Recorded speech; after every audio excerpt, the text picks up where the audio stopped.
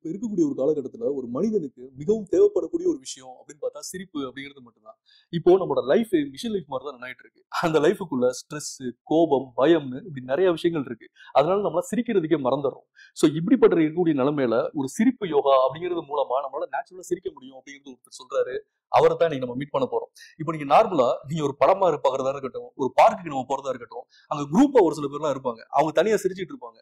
ஒரு சில பேர் அவங்கள பார்க்கும்போது என்னடா இது சிரிப்பே வராம சிரிச்சிட்டு இருக்காங்க அப்படின்னு தோணும். ஒரு சில பேருக்கு அதை பார்க்கும்போது யோகாவா போடும். சோ இதெல்லாம் என்னது, ஏன் அவங்க இப்படி எல்லாம் பண்ணிட்டு இருக்காங்க, இதனால என்ன பெனிஃபிட்ஸ் அதுல இருக்கு அப்படிங்கறத மிஸ்டர் சிரிப்பா ரந்தா எஸ் சம்பத் அப்படிங்கறத மீட் பண்ணி தான் பார்க்க போறோம். வணக்கம் சார். நேயர்கள் அத்தனை பேருக்கும் வணக்கம். ரொம்ப சந்தோஷம். எப்படி சார் இருக்கீங்க? ரொம்ப நல்லா இருக்கேன் உங்களை மாதிரியே. சார் இப்போ நீங்க மக்களுக்கு ஒரு விஷயம் சொல்லி கொடுத்துட்டு இருக்கீங்க அப்படின்றத கேள்விப்பட்டேன். சிரிப்பு யோகா அப்படின்னா என்ன சார்? சிரிப்பு யோகா அதுல ரெண்டு இருக்கு, ரெண்டு வார்த்தை. ஒண்ணு சிரிப்பு, இன்னொன்னு யோகா. யோகா அப்படின்னு ரொம்ப சீரியஸான விஷயம், அது எதுவும் தாத்தாவுக்கான விஷயம், அப்புறமா பாத்துக்கலாம் அப்படின்னு நினைச்சிடுறாங்க. ரொம்ப எப்படி இறுக்கமா உட்காந்துடுறாங்க. சோ அதெல்லாம் மறந்துட்டு சந்தோஷமா செய்யணும் யோகா அப்படிங்கிறதுக்காக தான் சிரிப்பு யோகா. எப்பதானே சிரிச்சுக்கிட்டே இருக்கிறது இல்ல, சந்தோஷமா மகிழ்ச்சியா யோகா செய்யறதுதான் சிரிப்பு யோகா. யோகாசனங்கள், யோக மூச்சு பயிற்சி, தியானம் இதெல்லாம் உள்ளடக்கி தெரியாம சிரிச்சுட்டு கத்திட்டு போறதுதான். இப்ப பாத்தீங்கன்னா சார், சிரிப்பு இயற்கையா வரணும் அப்படின்ற ஒரு பாயிண்ட் இருக்கு. பட் நம்ம நம்மளா சிரிக்கிறது ஒரு செயற்கையா இருக்கிற மாதிரி இருக்காதா? இருக்காதா? ஆனா எது செயற்கை எது இயற்கை கொஞ்சம் சொல்லுங்க பாப்பா எனக்கு. இப்ப ஒரு குழந்தை நம்ம பிறக்குது, அது யாரும் அதுக்கு சிரிப்பு காட்டல, அதுவா சிரிக்குது. அது ஒரு இயற்கையா நடக்கக்கூடிய ஒரு விஷயமா இருக்கு. பட் அந்த யோகா பாயிண்ட்ல நம்ம இப்ப பார்க்ல எல்லாம் பார்த்தோம்னு வச்சுக்கோங்க, மார்னிங் நிறைய பேர் நிறைய சிரிச்சிட்டு இருப்பாங்க. அத ஒரு சில பேர் கேளிக்கையாவும் பார்ப்பாங்க, ஒரு சில பேர் அத யோகாவும் பாக்குறாங்க. அப்படித்தான். ஆனா இயற்கை முழுக்க நீங்க ரசிச்சு பாருங்க. இங்க பாருங்க, இங்க மரம் எல்லாம் இருக்கு. யாரு அதுவா வந்ததா? இல்ல, நாம வச்சது. கண்டிப்பா எங்கிருந்தோ ஒரு கோகனட் தென்னை தேங்காய கொண்டு நம்ம வைக்கிறோம். அது பாருங்க நேச்சரா வளருது. காடா இருந்துச்சுன்னா அதுவா வளருது, அதுவே வளர்க்குது, அங்கேயே வளருது. அதே மாதிரி இப்ப இந்த சமுதாயத்திற்கு நாம வளர்க்க வேண்டியதா இருக்கு. உண்மையே சொல்ல போனோம்னா இயற்கை தான் எல்லாமே. ஒரு இன்டியூஸ்மெண்ட் தேவைப்படுது. இன்டியூஸ்மெண்ட் எது தேவைப்படும்? ஒரு ஜோக் சொன்னா சிரிக்கிறீங்க, அது இயற்கையா செயற்கையா? அது இயற்கைன்னு ஒத்துப்பீங்க. ஆனா அதே சமயத்துல இந்த இன்டியூஸ்மெண்ட், நாங்க சிரிங்க சார் அப்படின்னு ஜஸ்ட் சொல்றேன், நீங்க சிரிக்கிறீங்க, அது இயற்கையா செயற்கையா? உடனே செயற்கை. ஓ, அந்த மாதிரி எல்லா விஷயங்களையும் சந்தோஷமா கொஞ்சம் உள்ள புகுத்திட்டு விதைக்கிற மாதிரி விதைச்சிட்டு அதுவா வந்துடுது. அது இயற்கையா மாறி போகுது. தெய்வீக சிரிப்பா இருக்கே சார்.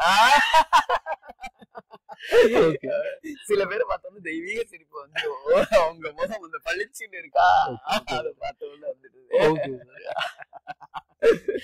Okay sir. இப்போ பாத்தீங்கன்னா சிரிக்கிறது அப்படின்ற ஒரு பாயிண்ட்ல people different kind of people இருக்காங்க சார். ஒரு சில பேரு நேச்சுரலாவே அவங்களுக்கு சிரிக்கிற குணம் அதிகமா இருக்கும் எல்லா விஷயங்களுக்கும். ஒரு சில பேர் ரொம்ப ஸ்டிஃபா இருப்பாங்க. அவங்களுக்கு எது கேட்டாலும் நீங்க என்ன சொன்னாலும் அவங்க என்ன பண்ணுவாங்க, முறைச்ச மாதிரியே தான் இருப்பாங்க. இப்போ உங்கள்கிட்ட அந்த மாதிரி ஒரு பேச வராங்கன்னு வச்சுக்குவோம், அவங்களை நீங்க எப்படி ஹேண்டில் பண்ணுவீங்க? ரொம்ப கஷ்டம்தான். ஆனா நீங்க கொஞ்சம் நல்லா பாத்தீங்கன்னா அந்த மொரட்டு பர்சன் எங்க இருக்க, மொரட்டு சிங்கம் அப்படிங்கறதெல்லாம் சும்மா வெளியில இருந்து பாக்குறப்ப மொரட்டு சிங்கமா தான் இருப்பாங்க. மொரட்டு சிங்கங்கள்லாம் நிறைய சிரிச்சிருக்கு. 5 விரலும் ஒரே மாதிரியா இருக்காது. நம்ம இத கொஞ்சம் நீட்டி இருக்கா, இத அளவுக்கு இதை நீட்டிக்கலாம், இத அளவுக்கு நீட்டிக்கலாம், மடக்கிக்கலாம். சோ 5 ஒன்னாக்க வேண்டியது நம்மளது கடமை. ஃபர்ஸ்ட் வரப்ப உள்ள மனசு ஏங்கி தவிச்சுக்கிட்டு இருக்கு சிரிப்புக்காக. சிரிக்கணும் சிரிக்கணும்னு சொல்லிட்டு இருக்கு. இவன் என்ன பண்றான், முறைச்சுக்கிட்டு நிக்கிறான். அப்ப அவனுக்குள்ள கொஞ்சோண்டு புகுத்திட்டோம்னா அதுக்கப்புறம் அந்த மனசு என்ன பண்ணுது, அவனை அதுக்குள்ள இன்னும் அழுத்துது. முரட்டு சிங்கமே கிடையாது. இன்னும் சொல்ல போனா முரட்டிட்டு வரான் பாருங்க, அவன் நல்லா சிரிப்பான். இணைஞ்சிட்டாங்கன்னு வச்சுட்டீங்க. இந்த சிரிப்பு யோகா பண்றப்ப ஆரம்பத்துல வரவங்க எல்லாம் இறுக்கமா தான் வருவாங்க. ஒரு 5 நிமிஷம் 10 நிமிஷத்துக்குள்ள பாத்தீங்கன்னா அவங்களுக்குள்ள ஒரு குழந்தை தன்மை வெளியில வந்துடும். அதுக்கப்புறம் சிரிக்க சொல்லுங்க, நம்ம என்னோட அதிகமா சிரிப்பாங்க. Okay sir. அப்ப இந்த சிரிப்பு யோகா அப்படிங்கிறது சிரிக்கிறது அப்படின்னு நம்ம எடுத்துக்கலாம்.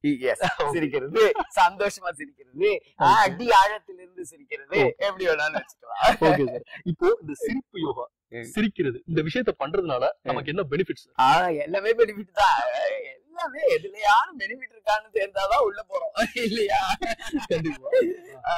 பெனிஃபிட் இல்லாமையா ஒரு மரம் வளருது, பெனிஃபிட் இல்லாமையா ஒரு நாய் வளருது, பெனிஃபிட் இல்லாமையா இத்தனை இயற்கை இருந்திருக்கு. எல்லாத்துக்கும் பெனிஃபிட்ட பாத்துக்கிட்டு இருக்கோம். ஆனா பெனிஃபிட் நிறைய இருக்கு. ஹெல்த் ரீதியா, மனது ரீதியா, உயிர் ரீதியா, ஆன்மீக ரீதியா பல மாற்றங்கள் நடக்கும். நீங்க வேற எதுவுமே செய்ய வேண்டாம். கொஞ்சம் ஒரு 5 நிமிஷம் சிரிச்சு பாருங்க. உடைய எல்லா உள்ளுறுப்புகள் ஆஹா ஆஹான்னு சொல்ல ஆரம்பிச்சிடும். இதயம் வேலை செய்ய ஆரம்பிக்கும். கிட்னி கல் இருந்ததுன்னா வெளியில தள்ளிடும். உண்மை. சும்மா அந்த பேட்டிக்காக சொல்லல, ரியலா ஒரு 5 நிமிஷம் உட்கார்ந்து சிரிச்சு பாருங்க. நீங்க ஒண்ணுத்தையும் ஃபீல் பண்ணலாம். நோய் இருக்கா, வெளியில போன்னு சொன்னா போயிடும் அப்படின்னு சொன்னா போகும். ஒரு சில பேர்லாம் வந்து உங்கள்கிட்ட வந்து பேசும்போது நீங்க என்ன சிரிச்சுக்கிட்டே இருக்கிறீங்க அப்படின்னு இந்த கேலி பண்றது, உங்களை அவமானப்படுத்துற மாதிரி ஒரு சில சம்பவங்கள்லாம் நடந்துக்கிறது ஏன்னா இல்லாம இருக்க மாட்டாங்க. ஏன்னா ஒரு பார்ட்ல ஒரு சில பேர் பண்ணிட்டு இருக்காங்க, பேசுறவங்க இருக்காங்க. சோ அந்த மாதிரி இன்ஸ்டன்ஸ் உங்களோட வாழ்க்கையில இந்த மாதிரி ஏதாச்சும் நடந்திருக்கா? நிறைய, 1 2 தான் பரவாயில்ல, நிறைய நடந்திருக்கு. நாங்க பார்க்ல எல்லாம் ஆரம்ப காலத்துல பார்க்ல தான் பண்ணேன். நிறைய பார்க்ல பண்றது, காலங்காத்தால போய் உட்காந்துருவோம். 6 வராங்களோ இல்லையோ நான் போய் உட்காந்து வெயிட் பண்ண ஆரம்பிச்சிடுவேன் வரதுக்காக. அப்ப அங்கிருந்து ஒரு நண்பர் ஒருவர் வந்தாரு. வந்துட்டு என்ன இன்னும் பத்திக்கார கும்பல் எல்லாம் வரலையா அப்படி கேட்பாங்க. ஆமா சார், இனிமேதான் வரணும், முதல் பைத்தியம் நான் வந்துட்டேன், மத்த பைத்தியங்களா பின்னாடி வரும் அப்படின்னு சொல்லுவேன். அது எப்படி சார் ஈஸியா எடுத்துக்க முடியுது உங்களால? ஏன்னா எனக்கு தெரியும் நான் பைத்தியமா இல்லையான்னு. இல்ல ஏன்ட்ட யாராச்சும் அது மாதிரி கேள்வி கேட்டாங்க டக்குனு கோவம், என்ன பண்ணுவீங்க, என்ன எப்படி கேட்கலாம்னு சொல்லி சண்டைக்கு போயிருவேன். சண்டைக்கு போய் என்ன பண்ணுவீங்க? அடிப்பீங்க. அதிகபட்சம் தடாலும் பிளட் வரும். அவனை தின்ன கண்ண பின்ன திட்டுவீங்க. இதுதான் பைத்தியக்காரத்தனம். கரெக்ட். கண்டிப்பா. பார்த்து சிரிச்சிட்டு போறதுல என்ன பைத்தியக்காரத்தனம் இருக்கு? அதுதான் உயர்ந்த எண்ணம். அப்ப இந்த சிரிப்பு என்ன பண்ணுது, நம்மள வாழ்க்கையை இலகுவா எடுத்துட்டு போக வைக்குது. அதுக்காக நீங்க அரைஞ்சாங்கன்னா தாங்கியே சொல்லலாம். ஆனா கொஞ்சம் வாழ்க்கையை எளிதா எடுத்துட்டு போவோம். போனா போயிட்டு ஒரு அவன் பைத்தியம் சொல்றதுனால நம்ம பைத்தியம் ஆயிடுறோமா? இன்னும் சொல்ல போனா நம்ப மாட்டீங்க, அந்த பைத்தியம் கும்பல்லாம் வரலன்னு கேட்டாரு பாருங்க, அவரு எனக்கு இன்னைக்கு சிரிப்பு யோகாக்காக நிறைய இடங்கள்ல ரெக்கமெண்ட் பண்ணிட்டு இருக்காரு. ஏன்னா அவர் ஒரு நாள் வாங்க சார் நீங்களும் வாங்க, சும்மா வருதோ இல்லையே சிரிங்க அப்படின்னு சொல்லி பார்த்தேன். சிரிச்சாரு, அது ரொம்ப பிடிச்சிச்சு. அவருக்கு வந்து ரொம்ப நாளா இருந்த முட்டி வலி குணமாயிடுச்சு. முட்டி வலியில இருந்து அவர் சிரிப்பு ஒலிக்கு மாறிட்டாரு. சோ அது வரைக்கும் பைத்தியக்காரன் கிண்டல் பண்ணுவாங்க நிறைய இடங்கள்ல. என்ன வந்து முகத்தெல்லாம் பார்த்துட்டு பிச்சைக்காரன் அப்படின்னு விரட்டின இடங்கள்லாம் இருக்கு. அது வாழ்க்கையில இதெல்லாம் சகஜம். அப்பா ஒரு மீடியால இருக்கீங்க, மீடியால போய் பாருங்க, நல்ல விஷயத்துக்கு எல்லாம் கிண்டல் பண்ணுவான். என்னமோ இவன் தான் பெரிய ஆளு மாதிரி நினைச்சுப்பான். கண்ண பின்னு திட்டுவான். எதுக்கியா திட்டுற, நான் நல்லது தானே சொன்னேன், எதுக்கு திட்டணும்? இருக்கிற கெட்ட வார்த்தை எல்லாம் நீங்க இதுலயே கூட பின்னோட்டம் வரும் பாருங்க. அத பத்தி காலம் கூடாது. அவனுடைய மனசு லெவல் அவ்வளவுதான். சந்தோஷமா எடுத்துட்டு போகணும். இல்லன்னா நீங்க எல்லாரும் யாரும் கமெண்ட்டையும் நீங்க பார்க்க கூடாது. நீங்க மட்டும் வச்சுட்டு போயிட்டே இருக்கணும், சந்தோஷமா இருக்கணும். இல்ல நல்லது சொன்னா நமக்கு எடுத்துப்போம், கெட்டது சொன்னா பக்கத்துல உள்ளவங்க நினைச்சுக்கோ. இப்போ ஒரு மனுஷனுக்கு கோவம் வந்துச்சுன்னா சார், ஒண்ணு அழுவான், இல்ல அதிகமா ஆதங்கப்பட்டு கத்துவான், இந்த மாதிரி விஷயங்கள்லாம் பண்ணுவான். நீங்க எல்லாரும் சிரிப்பு சொல்லிட்டு உங்களுக்கு கோவம் வந்தா நீங்க என்ன பண்ணுவீங்க? நானும் மனுஷன் தான், ஒத்துக்கிறீங்களா? கோபம் வரும், கோபம் வரணும். வர வேண்டிய விஷயத்துக்கு கோபம் வரணும்.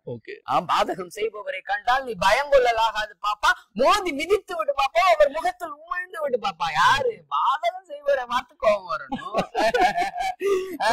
தப்பு செய்யறவங்களை பார்த்து கோபம் வரணும். அவனெல்லாம் நம்ம கையை கட்டிட்டு இப்படியே போயிடுறோம். யாரு நல்லது செய்யறாங்களோ அவங்க கிட்ட கோபத்தை காட்டுறோம். அப்ப தீயது செய்யறப்ப கோபம் வரதான் செய்யணும். ஆனா அது வந்து வெஞ்சன்ஸா மாறக்கூடாது. நான் பழி வாங்க போறேன் அப்படின்னு போக கூடாது. வார்த்தை ஒதுக்குறப்ப சந்தோஷமான எங்க வீட்டுக்கு பக்கத்துல ஒரு ஆயா இருப்பாங்க. அவங்க எப்படி தெரியுமா திட்டுவாங்க? திட்டுறப்ப உங்களோட கல்லூடா போக அப்படிம்பாங்க. அப்படின்னா என்ன அர்த்தம்? இப்ப இருக்கிறது குடிசை வீடு, உங்க வீடு கல்லு விழா மாறணும். திட்டுறது கூட மகிழ்ச்சியா மாத்தி அத ஒரு வாழ்த்தா மாத்தக்கூடிய பேச்சுல அவ்வளவு சாதுரியம் இருக்கு, அவ்வளவு விஷயங்கள் இருக்கு. சும்மா அனாவசியமா கோவப்பட்டுட்டு நம்மளுடைய லைஃபையும் வேஸ்ட் பண்ணிட்டு அவங்களுடைய லைஃபையும் வேஸ்ட் பண்ணிட்டு இதெல்லாம் யோசிச்சோம்னா கோபம் அந்த வேகத்துல அப்படி ஓடி போயிடும், வரும், வந்தவிட்டு போயிடும். இப்ப வந்து வெளியில சார், வெளியில அவங்க பார்க்கும்போது நான் பார்த்த வரைக்குமே பேசுற எல்லா விஷயத்துலயும் சிரிப்போட தான் அவங்க பதில் இருக்கு. சோ அப்படிதான் இருக்கு. இப்போ இது சிரிப்பானம் தான். உங்களோட நேம் வந்து என்ன சார்? எஸ் சம்பத். ஆமா, கரெக்ட்டுங்களா? ஆமா ஆமா. இப்போ இந்த சம்பத் அவர் தனிமையில இருக்கும்போது எப்படி இருப்பாரு? இதே சிரிப்பு இருக்குமா? தனிமையில இருக்கிறப்ப சரி, கூட்டா இருந்தாலும் சரி, கும்பல்ல இருந்தாலும் சரி, இதேதான் இருந்துகிட்டு இருக்கோம். அதுக்காக நான் வந்து எப்ப பார்த்தாலும் எல்லாரையும் சிரிக்க சொல்லல. ஓகே, அளந்து சிரிக்கணும். அளவுக்கு மிஞ்சினால் அமிர்தமும் நஞ்சு. அமிர்தமே நஞ்சாகிறப்ப சிரிப்பு நஞ்சாக கூடாதா என்ன? எந்த இடத்துல சிரிக்கணுமோ அந்த இடத்துல சிரிக்கணும், எந்த இடத்துல சிரிக்க கூடாதோ அந்த இடத்துல சிரிக்க கூடாது. ஒரு சாவு வீட்டுல உட்காந்துட்டு செத்து விட்டாரு அப்படி சொல்ல முடியுமா? அதனால சிரிக்க வேண்டிய இடத்துல சிரிக்கணும், அளவா சிரிக்கணும், அளவறிஞ்சு சிரிக்க வேண்டியதா இருக்கு. இதெல்லாம் கத்துக்கிறது தான் சிரிப்பு யோகாவே. நீண்ட நெடியதா சிரிக்கணும். இதெல்லாம் வந்து நம்ம வந்து எனக்கு இப்ப நேச்சுரா வருது, உங்களை பாக்குறப்ப சிரிப்பு வருது, மகிழ்ச்சியா இருக்கு, இப்ப சிரிக்கிறேன், அவ்வளவுதான். அப்ப ஒரு பிரச்சனை நடக்கிறப்ப இங்க சிரிக்கிறது அங்க எனக்கு உதவுது. இடுக்கன் வருங்கால் நகுக அப்படின்னு வள்ளுவர் சொன்னாரு. கண்ணதாசன் அதை பார்த்துட்டு கேக்குறாரு, துன்பம் வரும் வேலையில சிரிங்கன்னு சொன்னீங்க, பாம்பு வந்து கடிக்குது. ஒரு பாம்பு குட்டி பார்த்தோம் இல்லையா, பாம்பு கடிக்குது, பாலும் உடல் துடிக்குது, பொங்கி வருது விஷம், அப்ப நீங்க சிரிக்க முடியுமா? சிரிக்க முடியாது. அத சொல்லல வள்ளுவர். நீ நல்லா இருக்கிறப்ப சிரிச்சு பாரு, பிரச்சனை வரப்ப தீர்க்கறதுக்கு உனக்கே ஒரு தீர்வு கிடைக்கும். மூளை நல்ல ஷார்ப்பா வேலை செய்யும். அப்ப சிரிக்கிறது நல்லா இருக்கிறப்ப சிரி, அவ்வளவுதான். உங்களோட கைலாச பயணம் நித்யானந்தா அவரோட மிகப்பெரிய நீங்க டிவோட்டி கண்டுபிடிச்சிட்டீங்களா? யாரெல்லாம் சிரிக்கிறாங்களோ அவங்களுக்கு எல்லாம் நான் டிவோட்டி தான். அது சொல்லலையே நீங்க. கைலாசா இனிமேதான் போனோம், அதெல்லாம் இறந்த பிறகு போகக்கூடிய இடமா தான் எனக்கு தெரியுது. நீங்க ரொம்ப நெருக்கமா இருக்க மாதிரி போட்டோ நினைச்சிட்டு இருந்தேன். போட்டோ எடுத்துட்டு அவருக்கு எது சொன்னாலும் நீங்க அப்படியே ஏத்துட்டு அவர் என்ன சொல்றீங்க.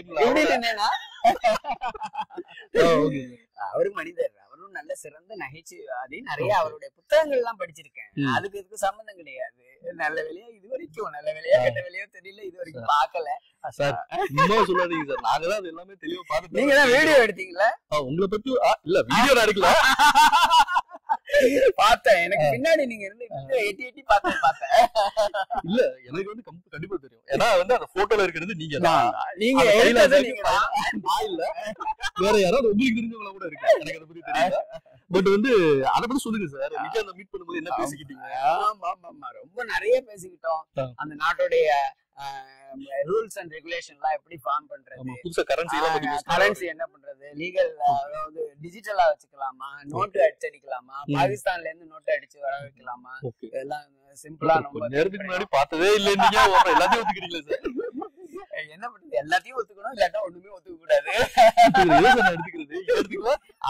அதாவது நீங்க பின்னிருந்து பார்த்து இந்த வீடியோ எடுத்தது உண்மைன்னா நான் பார்த்தது உண்மை இல்ல, நீங்க கைலாசால பாஸ்போர்ட் வச்சிருக்கீங்கன்னு உண்மைன்னா இது உண்மை. இல்ல நீங்க சும்மா போய் சொல்லாத. இல்ல போய் சீரியஸா பேசுறேன் சார். நீங்க தயவு செஞ்சு போய் பேசுங்க. சீரியஸா போய் பேசணுமா? அதையுமே அப்படி ரவுண்ட் அப்படி சுத்தி விட்டுறீங்களா? சரி ஓகே. இல்ல சார் எனக்கு தெரியும் மீடியானா இப்படிதான் இருக்கணும். இல்ல இல்ல அதுக்கான ரீசன் என்ன சார்? ஆக்சுவலா மெயினான ரீசன்னா நீங்க எல்லாரையும் சிரிக்க வைக்கிறீங்க, சரிங்களா? சோ அப்ப உங்களுக்கு இந்த மாதிரி ஒரு இரிட்டேட்டிங் சிச்சுவேஷன் நடக்கும்போது நீங்க அதை எப்படி ஹேண்டில் பண்றீங்க? ஒரு செக் தான் நீங்க சொல்லிட்டீங்க.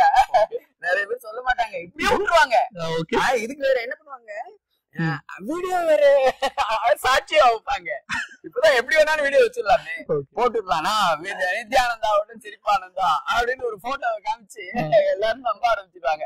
அப்புறமா சாரி நாங்க மன்னிச்சு கேட்டுக்கிறோம். அது யாருக்குமே ஒரு போட்டோ வந்து உங்களை மாதிரியே இருந்துருது. அது யாரு, அது என்ன ஒரே மாதிரி 7 பேர் இருக்காங்களாம். இப்ப பாருங்க, பாத்துட்டு இருக்காங்க, என்ன மாதிரிதான் நீங்க இருக்கீங்க, உங்களை மாதிரிதான் நான் இருக்கேன், அதே மாதிரி தாடி, அதே மாதிரி சிரிப்பு, அதே மாதிரி கிண்டல் கேலி கலாட்டா. கிளப்பி விட்டுறாங்க. அவங்க உங்களுக்கு தெரிஞ்சா அவங்க கிளப்பி விட வேண்டியதானே. ஒண்ணும் அதெல்லாம் நான் என்ஜாய் பண்றேன். அதுல வந்து எந்த வித டவுட் இல்ல. நான் இவ்வளவு உலகத்துல முழுக்க சிரிங்க, சந்தோஷமா இருக்குங்க, ஈஸியா எடுத்துட்டு போங்கன்னு சொல்லிவிட்டு நான் மட்டும் உருன்னு இருந்தா, ரொம்ப சீரியஸா இருந்தா, அதை எளிதா எடுத்துக்க தெரியலன்னா அப்புறம் என்ன லைஃப், அப்புறம் என்ன நான் சிரிப்பு யோகா செய்யறேன். மகிழ்ச்சி, ரொம்ப சந்தோஷம். ஆனா ஏற்பாடு பண்ணா பண்ணுங்க. என்ன சார், கைலாசாவுக்கு ஒரு பாஸ்போர்ட் எடுத்து கொடுத்து, ஐயோ விசா, நானும் பாஸ்போர்ட், அவரும் ஃப்ரீ பாஸ்போர்ட் கொடுக்குறாரு. அப்படியா? நிஜமாவே சொல்றேன், உங்கள் மூலமா ஏற்பாடு பண்ணீங்கன்னா நான் சந்திக்கிறதுக்கு தயாரா இருக்கேன். யார வேணாலும் சிரிக்க வைக்கிறதுக்கு தயாரா இருக்கேன். மனுஷனா இருக்கணும், அவ்வளவுதான். இப்போ வந்து உங்களோட ஏஜ் என்ன, எத்தனை வருஷங்களா நீங்க அதை செஞ்சிட்டு இருக்கீங்க சர்வீஸ்? யூசுவலா பொண்ணுங்க கிட்டதான் ஏஜ் கேட்பாங்க, கேட்க கூடாது. இங்க ஒரு 80 இருக்குமா 70 இருக்குமா சார்? அப்ப அதெல்லாம் டையா? மைதான், மை இருக்கு, மை இளமை இருக்கிறப்ப மை இல்லாம என்ன சொல்ல மாட்டீங்க. சிரிப்பு மை போட்டா இதுக்கெல்லாம் அவசியமே கிடையாது. அனாவசியமா நம்ம வந்து ஒரு பில்டப், நான் ஒரு சாமியாரு, நான் வந்து பெரிய ஆளு, உங்களோட எல்லாம் பெரிய ஆளு, என்ன நீங்க கும்பிடணும் அப்படின்னு நினைச்சேன்னா நான் மட்டுக்கும் இஷ்டப்படி நேச்சரா இருக்கலாம். ஒரு வேஷம் தேவைப்படுது. அவங்களுக்குள்ள மனசுக்குள்ள போடுறதுக்கு, நம்மள வந்து எட்டாத உயரத்துல வச்சு பார்க்காம இருக்கிறதுக்கு, நான் தான் நீங்க, நீங்க தான் நான், நம்ம 2 பேரும் ஃப்ரெண்டு அப்படின்னு சொல்றதுக்கு சில வேஷங்கள் தேவைப்படுது. கண்டிப்பா. அப்ப அதுக்காக வேணுட்டே நான் மை பூசிக்கிறேன், ஒன்னும் பிரச்சனை இல்ல. சலூன் அவங்களுக்கும் கொடுக்கணும் இல்லையா சார், பணம் கொடுக்கணும் இல்லையா? மாசம் மாசம் வரலன்னா அவங்க எங்கதான் போவாங்க, என்கிட்ட இருந்தெல்லாம் வாங்கிக்கிறாங்க. ஆனா மகிழ்ச்சிக்காகத்தான், இது எதுவுமே ஏமாத்துறதுக்காக கிடையாது. ஒண்ணும் எதிர்க்க உள்ளவங்களோட மகிழ்ச்சி, சந்தோஷம் எனக்கு வரணும், அதுக்கு இதெல்லாம் பண்ணிட்டு இருக்கேன். என்னோட ஏஜ் இப்ப 52 ஆகுது. இந்த சிரிப்பு யோகாவை கிட்டத்தட்ட 12 வருஷமா நான் எல்லாரும் எடுத்துக்கிட்டையும் போய் சொல்லி கொடுக்கறதெல்லாம் இல்ல, சேர்ந்து செஞ்சுட்டு வரோம். இது வரைக்கும் 17 லட்சம் பேர் சிரிப்பு யோகா கொடுத்துருக்கோம், நேரடியா கொடுத்துருக்கோம். கிட்டத்தட்ட 9 வெளிநாடுகளுக்கு போயிருக்கேன். இந்தியா முழுக்க சுத்தி இருக்கோம். இமயமலையை போய் சிரிப்பு யோகா பண்ணிருக்கோம். சீன பெருஞ்சோறுல சிரிப்பு யோகா பண்ணிருக்கோம். உலக அதிசயத்துல 4 உலக அதிசயத்துல இந்த பயிற்சிகளை கொடுத்திருக்கோம். வாட்டிகன் நகர் சர்ச்சுக்குள்ள போய் நம்ம இந்த சிரிப்பு யோகா பண்ணினோம். அந்த மாதிரி துங்கநாத்னு சொல்லக்கூடிய உலகத்திலேயே உயர்ந்த ஆல்டிடியூட் டெம்பிள், அது சிவா டெம்பிள், அதுல வச்சு நம்ம சிரிப்பு யோகா கொடுத்தோம். புர்ஜ் கலிஃபா அப்படின்னு சொல்லக்கூடிய உலகத்துடைய உயர்ந்த பில்டிங், அதுல நம்மளுடைய பயிற்சி. இப்ப இந்த கேப்புக்கான அர்த்தம் புரியுது. உலகம் சுற்றும் அதேதான் அதேதான். எங்க ஊருக்கு போயிருந்தேன் நான் ஒரு முறை, வில்லேஜ், பட்டுக்கோட்டை, தஞ்சாவூர் பட்டுக்கோட்டை. வில்லேஜ்ல போறப்ப அவரு அந்த மாதிரி எவனோ தப்பி தவிர இங்க வந்துட்டாங்க. அவங்களுக்கு தமிழ்ல பேசினா தெரியாதுன்னு நினைச்சுக்கிட்டு இத பேசிட்டு இருக்காங்க. ஏதோ மாறி இங்க ஊர் மாறி வந்துடுச்சு இது. நான் அந்த ஊர்ல எனக்கு சொந்த ஊரு, நானும் தெரியாத மாதிரி வந்துட்டேன். ஏன்னா ஃபாரின் லுக் இருக்குன்னு சொல்லுவாங்க, சில பேர் கேரளா லுக் இருக்குன்னு சொல்லுவாங்க. எல்லாத்துக்கும் எல்லாருக்குமே சிரிப்பு ஒன்னா பொதுவா தான் இருக்கு. துருக்கிக்கு போயிருந்தப்ப டர்க்கியன் அப்படின்னு கேட்டாங்க, டர்க்கிஷ்னு கேட்டாங்க. சூப்பர். அதை பத்தி இல்ல, உலகத்துல சிரிப்பு ஒண்ணுதான் எல்லாருக்கும் பொதுவானது. இப்ப வந்து எல்லா இடத்துக்கும் போனேன்னு சொன்னீங்க, பாளையங்கோட்டை ஜெயிலுக்கு போனீங்க, அதை பத்தியே சொல்லலாம். கண்டுபிடிச்சிருக்கீங்களா? பாருங்க ரிசர்ச் நல்லா பண்ணிருப்பீங்கன்னு தெரியும் எனக்கு. எல்லாரும் நினைக்கிற மாதிரி எதுவும் குற்றம் செஞ்சுட்டுலாம் போல, அதுவும் நீங்க நினைக்கிற மாதிரி சந்தோஷமா தான் சொன்னேன். ஒரு பாட்டு கூட வரும், ஜெயிலரையா என்ன குத்தம் செஞ்சு உள்ள வந்தாருன்னு ஒரு பாட்டு கூட வரும். நான் குத்தம் செய்யாம தான் போனேன். லாஃப்டர் யோகா செய்ய சொல்லி கொடுக்கறதுக்காக போயிருந்தேன். ஃபர்ஸ்ட் கிளாஸ் அனுபவம். 4 சிறைகளுக்கு போயிருக்கேன். Puzhal jail, Vellore jail, Palayamkottai jail எல்லாம் போயிருக்கேன். பெரிய அனுபவம். நீங்க கூட கேட்டீங்க, முரட்டு சிங்கம், சிரிக்காதவங்களை என்ன பண்றது, என்ன பண்ணி பார்த்திருக்கீங்களான்னு கேட்டீங்க. பாளையங்கோட்டை ஜெயில அது மாதிரி அனுபவம் நடந்தது. கிட்டத்தட்ட ஒரு 100-150 பேர் வந்திருந்தாங்க. அவங்க வந்து சிரிக்கவே இல்லை. 1/4 மணி நேரமா நானும் சொல்றேன், சிரிக்க சொல்றேன், என்னென்னமோ பண்ணி பாக்குறேன், சிரிக்கவே இல்லை. என்ன பண்றதுன்னு எனக்கு தெரியல. அதுக்கப்புறம் தான் பார்த்தேன், எனக்கும் அவங்களுக்கும் டிஸ்டன்ஸ் கிட்டத்தட்ட ஒரு 5 மீட்டருக்கு மேல இருந்துச்சு. 10 மீட்டர் கூட இருந்துக்கலாம். அவ்வளவு டிஸ்டன்ஸ் வச்சு நடத்திட்டு இருந்தேன். அலோவ் பண்ணல ஜெயிலர் ஐயா, எனக்கு கிட்டக்க போறதுக்கு அலோவ் பண்ணல. நான் அவர்கிட்ட சொன்னேன், இந்த பாருங்க போற உயிர் இங்கதான் போகணும்னா போயிட்டு போகுது, நான் அங்க போய் நேரடியா அவங்க கூட இணைந்துதான் சிரிக்க போறேன்னு சொன்னேன். அதே மாதிரி நடுப்புற போய் கொஞ்ச நேரம் தான் சிரிக்க ஆரம்பிச்சோம். அவங்களால நிறுத்தவே முடியல. ஒருத்தர் மனசுலயும் அந்த சிரிக்கணுங்கிற ஒரு எண்ணம் ஆழ இருக்கு. பாளையங்கோட்டை ஜெயில், வேலூர் ஜெயில ஒரு லேடி டாக்டர், சொல்லக்கூடாது, அவங்களோட பர்சனல் விஷயங்கள்லாம் சொல்லக்கூடாது. ஆனா இது வந்து நிறைய மாற்றங்களை கொடுக்கணுங்கிறதுக்காக நான் சொல்றேன். அவங்க வந்து ஒரு குற்றம் செஞ்சுட்டு வந்துட்டாங்க. டாக்டர், பெரிய நல்ல ஒரு பொசிஷன்ல இருந்தவங்க. என்ன குற்றம்னு சொல்லலாம், யாரும் சொல்ல வேணாம், என்ன குற்றம்? கொலை குற்றம். ஆயுள் தண்டனையில இருந்தாங்க. அவங்க வந்து சிரிப்பு யோகா பண்ணினாங்க. செஞ்சுட்டு 1 மணி நேரம் கழிச்சு ஃபீட்பேக் அவங்களை கூப்பிட்டு சொல்லிட்டாங்க, என்ன நல்லா பேசுவாங்கிறதுக்காக. அவங்க வந்து மைக்கு பிடிக்கிறாங்க, பேச்சு வரல, ஒரே அழுக வருது. நான் பக்கத்துல நிக்கிறேன், கண்ணு தண்ணி என்னுடைய கைகள்ல வந்து சிந்துது. அவங்க சொன்னாங்க, அழுகையினோட சொன்னாங்க, நான் இது வரைக்கும் என் லைஃப்ல வீட்டுல இருந்தப்ப கூட இப்படி சிரிச்சது கிடையாது. ஜெயிலுக்குள்ள வந்து நான் சிரிப்பேன்னு நினைக்கவே இல்லை. ஒரு 4 வருஷத்துக்கு முன்னாடி நீங்க வந்திருந்து நாங்க சிரிக்க சொல்லியிருந்தீங்கன்னா நான் இங்க உள்ளே வந்திருக்க மாட்டேன். அதனால அந்த சிரிப்பு வந்து உலகத்தையே மாத்தக்கூடியது. ஒரு 4 நாள் ஒரு உலகம் முழுக்க சிரிச்சுதான் ஆகணும்னு கட்டாயப்படுத்தி பாருங்க. தீவிரவாதம் இருக்காது, போர் இருக்காது, பகை இருக்காது, பிரச்சனைகள் இருக்காது, எல்லாம் ஒட்டியே போயிடும். இட்ஸ் ஒரு தீம். இது வரைக்கும் வேற வேற புரட்சிகள் நடந்திருக்கு. இன்னொரு புரட்சி வந்ததுன்னா சிரிப்பு புரட்சி வரணும். நீங்கள் நானும் சேர்ந்து சிரிக்கலாம். ஐநாள் உட்காந்து சிரிக்கணும். அது வந்து பெரிய விஷயங்களை மாத்தக்கூடியது. சிரிக்கிறவன் பயங்கராத செயல் புரிய மாட்டான். சிரிக்கிறவன் மத்தவங்களுக்கு துன்பம் நினைக்க மாட்டான். சிரிக்கிறவன் சந்தோஷமா இருக்கணும், நம்ம மாதிரியே எல்லாரும் சந்தோஷமா இருக்கணும்னு நினைப்பான். என்னோட ஃபைனல் கேள்வி சார், பாருங்க அது வந்து சிரிக்குது பாருங்க. உங்களோட ஃபைனல் கேள்வி சார். இப்ப வந்து பாத்தீங்கன்னா உங்களுக்கு வந்து இந்த ஹேட் ஒன்னு போட்டிருக்கீங்களா சார், அது என்ன ரீசன்? பாக்குறதுக்கு ஏதோ ஆங்கிலோனியன் மாதிரி அந்த ஒரு ஹேட் ஒண்ணு போடல, நான் 32 வச்சிருக்கேன். வீட்டுல நிறைய ஹேட் வச்சிருக்கேன். எனக்கு ஹேட் ரொம்ப பிடிக்கும். அது மட்டும் இல்ல, இந்த தாடி, தொப்பி, முன்னாடி கூலிங் கிளாஸும் போடுவேன். இதெல்லாம் வந்து சட்டெல்லாம் பாருங்க கலர் கலரா இருக்கும், ராமராஜன் மாதிரி. ஏன்னு கேட்டீங்கன்னா, மனசு, குழந்தை மனசு இருக்கு பாருங்க, குழந்தை மனசு கலர்ஃபுல்ல விரும்புது. அவங்க ஒரு வித்தியாசமா இருக்க விரும்புது. ஒரு குரங்க பார்த்தா ஆசைப்படுது, யானையை பார்த்தா ஆசைப்படுது, வித்தியாசமா இருக்கிறப்ப ஆசைப்படுது. நம்முடைய மனசும் அப்படித்தான், ஒரு வித்தியாசமாகவும் வண்ணமயமாகவும் இருக்கிறவங்களை உள்ளார்ந்து விரும்ப ஆரம்பிச்சிடும். அதுவும் கிராமத்து ஜனங்களுக்கு நல்ல இலகிய மனசு. இதெல்லாம் வச்சுக்கிட்டு நானே இப்படி வச்சுக்கிட்டேன். தாடி, தொப்பி. இப்ப பால்ட் ஆயிடுச்சு. உள்ள ஒண்ணும் இல்ல, உள்ளுக்குள்ளயும் ஒண்ணும் இல்ல, வெளியிலயும் ஒண்ணும் இல்ல, அது வேற விஷயம். ஆனா அதுக்காக நான் இந்த தொப்பி போடல. இந்த தொப்பி போடுறப்ப நிறைய முடி இருந்துச்சு. இன்ஃபேக்ட் தொப்பி போட்டதுனால கூட கொட்டி இருக்கலாம். ஆனா இந்த மாதிரி ஒரு பிராண்ட் பில்ட் பண்ணிருக்கு. வந்த உடனே தாடி, தொப்பி, சிரிப்பு, மகிழ்ச்சி, வண்ண கலர், இதெல்லாம் வந்து எல்லாரையும் உள்ள கொண்டு வரதுக்காக, என் மனசுக்குள்ள கொண்டு வரணும், என்னுடைய சிரிப்பு அவங்களுக்குள்ள போகணும் அப்படிங்கிறதுக்காக நான் வலிந்து திணிக்கப்பட்ட ஒரு விஷயம் தான் தாடி, தொப்பி. ஆனா இது ஒரிஜினல். இது கேட்டீங்கன்னா இதை கேட்டு வைக்க முடியாது இல்லையா? இல்லையா? இல்ல, சொல்றது வந்து ரொம்ப பெரிய விஷயம். கண்டிப்பா. இது வரைக்கும் சார், நான் வந்து இப்போ உங்கள்ட்ட ஆரம்பத்துல இருந்து இப்ப வரைக்கும் நிறைய குதர்க்கமான கேள்விகளை கேட்டேன். நிறைய உங்களை ட்ரிகர் பண்ற மாதிரி நிறைய கொஸ்டின்ஸ் வந்து ரைஸ் பண்ணேன். நான் ஒரு டைம் வந்து நான் யோசிச்சு பார்த்தேன், சரி நான் இந்த மாதிரி கேள்வி எல்லாம் கேட்கும்போது, அதாவது அந்த ஃபேஸ்ன்றது லைட்டா மாறும்ல சில பேருக்கு, அது மாறல. உங்களுக்கு வந்து எப்படின்னா, அந்த ஸ்டார்டிங்ல இருந்து எண்டிங் வரைக்கும் நீங்க எப்படி இருக்கீங்களோ அதே மாதிரி இருக்கிறீங்க. ஆக்சுவலா இது வந்து எல்லாராலையும் முடியுமான்னு தெரியல. இது ரொம்ப என்னைய பொறுத்த வரைக்கும் பெரிய விஷயம். உங்களோட சிரிப்பு யோகா அப்படின்றது இந்த உலக மக்களுக்கு நிறைய போய் சேரணும் அப்படின்ட்டு வாழ்த்துக்கள். ரொம்ப ரொம்ப சந்தோஷம். நிஜமாவே இன்று வந்து பேசுறதுக்கு வாய்ப்பு அளிக்கிறீங்க. சில பேர் டக்கு டக்குன்னு நிறுத்துவாங்க. என்னுடைய எண்ணம் வரத்தோட அந்த ட்ரோலிங் நடக்கணும்னு தான் நினைச்சிட்டு இருப்பாங்க. அந்த மாதிரி எண்ணம் இல்லாம இந்த ஒரு விஷயம் நல்லா போகணும்னு நீங்க நினைச்சு பாக்குறீங்க பாருங்க. இன்டர்வியூ செய்யறதையும் வந்து ஒரு பக்குவமா கேக்குறீங்க பாருங்க, அதுவே எனக்கு ரொம்ப பிடிக்கும். எல்லாரும் சிரிச்சுக்கிட்டு இருக்கணும், சந்தோஷமா இருக்கணும்.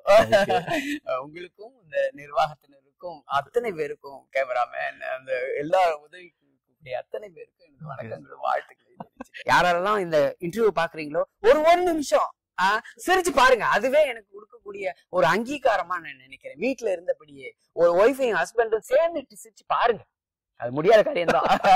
ட்ரை பண்ணி பாருங்க, நிச்சயமா நிச்சயமா உங்களுடைய வாழ்க்கை கண்டிப்பா ஒரு படியான உயரும்னு நான் 100% அஷ்யூர் பண்றேன். சாய் சார் உங்களுக்கும் கண்டிப்பா கண்டிப்பா சார், ரொம்ப நன்றி சார். வளமுடன், வாழ்க வளமுடன். நன்றி. எது சரியான பள்ளி, எது சரியான படிப்பு, இப்படி உங்களுக்கு கல்வி சம்பந்தமான எந்த ஒரு குழப்பம் இருந்தாலும் இது சம்பந்தமா என்ன நேர்ல பார்த்து நீங்க ஆலோசனை பெறணும் அப்படின்னு நினைச்சீங்கன்னா அதற்கு ஒரு வாய்ப்பு. டிசம்பர் மாதம் 23, 24 2 நாள்ல ஆழியார்ல பொள்ளாச்சி பக்கத்துல நான் ஒரு வகுப்பு நடத்துறேங்க. 2 நாள் வகுப்பு, ரெசிடென்சியல் கிளாஸ். விஜய் அப்படிங்கிறவர் மெமரி சம்பந்தப்பட்ட வகுப்பு எடுப்பாரு. சிரிப்பானந்தா அப்படிங்கிறவர் சிரிக்க வைப்பாரு. தாமரை செல்வன் அப்படிங்கிறவர் குழந்தைகளுக்கு ஓர்காமி கலை கற்றுக் கொடுப்பாரு. சுதாகர் அப்படிங்கிறவர் மண் சம்பந்தப்பட்ட விஷயத்தையும் மண் பானை செய்வதையும் அங்கு உங்களுக்கு செய்து காட்டுவார். இப்படி பல்வேறு கல்வி சம்பந்தப்பட்ட நல்ல மனிதர்கள் ஒன்று சேர்ந்து நானும் அந்த 2 நாளில் கல்வி சம்பந்தப்பட்ட முழுமையான புரிதல் ஏற்படுத்துவதற்கான ஒரு அருமையான வாய்ப்பு. நீங்க குழந்தைகளோட நீங்க வந்து கலந்துக்கலாம். டிசம்பர் மாதம் 23, 24 பொள்ளாச்சி பக்கத்துல ஆழியார்ல நீங்க குழந்தைகளோட வந்து நேரடியாக வந்து நிகழ்ச்சியில கலந்துக்கலாம். இந்த நிகழ்ச்சியில கலந்துக்கணும்னா நீங்க கண்டிப்பா புக் செஞ்சுட்டு வரணும், பதிவு செஞ்சுட்டு வரணும். anatomictherapy.orgங்கிற வெப்சைட்ல போய் ஈவெண்ட் பேஜ்ல நீங்க பதிவு பண்ணிட்டு தயவு செய்து வாங்க. அப்படி அந்த ஆன்லைன் மூலமா பதிவு பண்ண தெரியாதவங்க மட்டும் 8870666966 அப்படிங்கிற எண்ணுக்கு தொடர்பு கொண்டு புக் பண்ணிட்டு வாங்க. கண்டிப்பாக இந்த வகுப்புக்கு பதிவு செய்த நபர்கள் மட்டுமே வர வேண்டும். வாருங்கள், கல்வி சம்பந்தமாக ஒரு புரிதலை கற்றுக்கொள்ளுங்கள். உங்கள் குழந்தைகளின் எதிர்காலத்திற்கு நீங்கள் உதவி செய்யுங்கள். இப்படிக்கு ஹீலர் பாஸ்கர்.